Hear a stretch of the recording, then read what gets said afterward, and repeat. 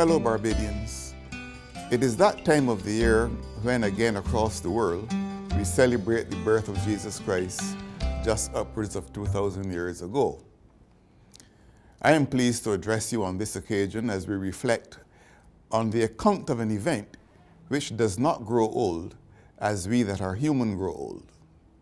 The freshness of the Christmas story is a continuing stimulus to our faith as Christians. At Christmas time, we've tended to focus primarily on the birth of baby Jesus. But on this occasion, I have chosen to focus on his parents, the law-abiding couple, Mary and Joseph.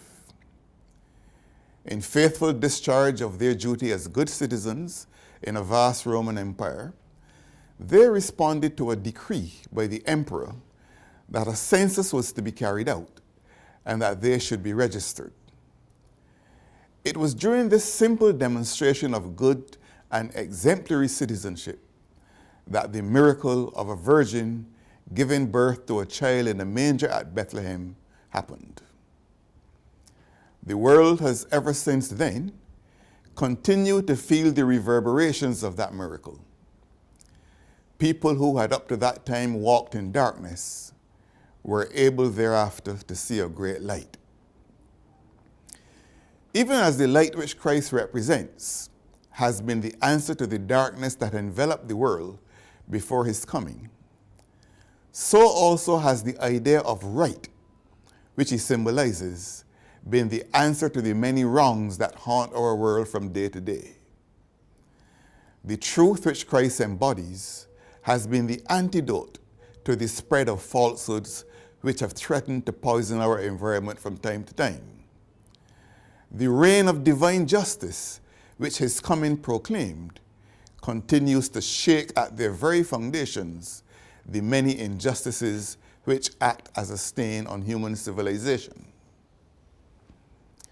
In the same way that good, responsible citizenship by Mary and Joseph 2,000 years ago prepared the way for the miracle of a virgin birth that would guarantee the redemption of fallen man, so too, good, responsible citizenship on our part can today, in our time, lay the foundation for bringing to fruition the miracles for which we hope.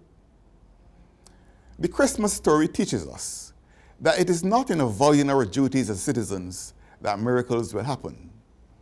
It is rather in discharging our duties as citizens that the miracles we so earnestly desire and of which we so passionately speak can take place. The economic miracles that we long for cannot happen just by the mere act of longing.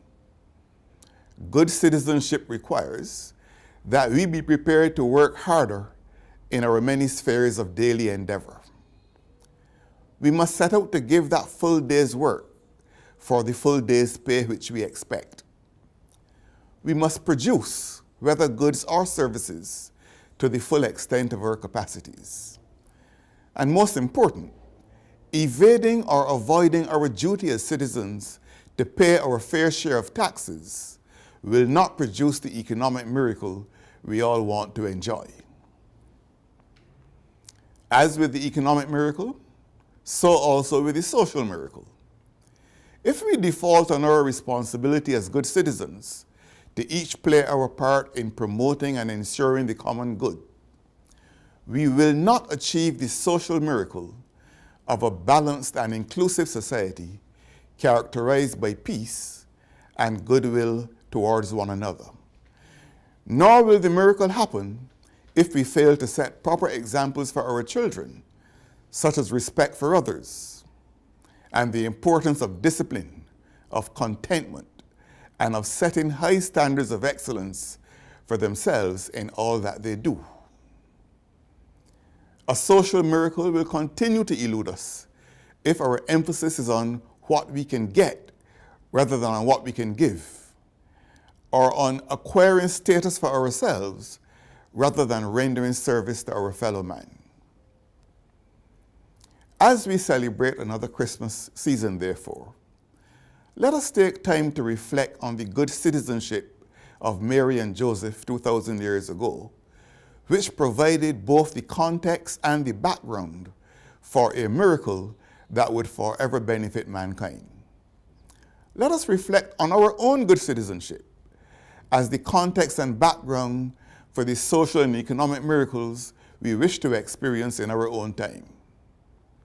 Let us, inspired by the example and role of Mary and Joseph, resolve to be good, caring, and responsible citizens of Barbados, determined by our actions to create the conditions for those miracles which will bring about the spiritual, social, and economic renewal of our beloved nation. May we as Barbadians take time to reflect on the Christmas story in its fullness, even as we celebrate in our traditional ways the birth of Jesus Christ, who came to save mankind. On behalf of the Cabinet of Barbados, and on behalf of my family and myself, I should like to extend best wishes to all of you for a blessed Christmas and a healthy, happy, productive, and prosperous 2018.